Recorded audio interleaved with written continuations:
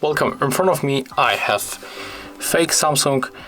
It's smartphone from Amazon and it's called Android phone A82, and today I will show you how you can check your real battery capacity. So you have to open the Play Store, tap on the search bar, type Ampere,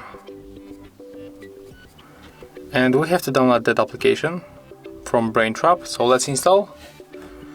Let's accept the in-app purchase. Now just wait.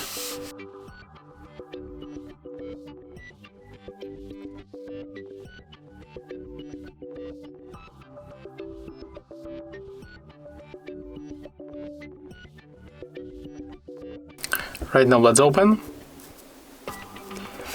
Click yes, agree, tap close, and then tap on the left bottom corner on the OK. And as you can see, when you swipe on the right, we'll get information of the maximum capacity of our battery, and here we can also check the temperature and health. So as you can see, that's all. If you find this video helpful, remember to leave a like, comment and subscribe to our channel.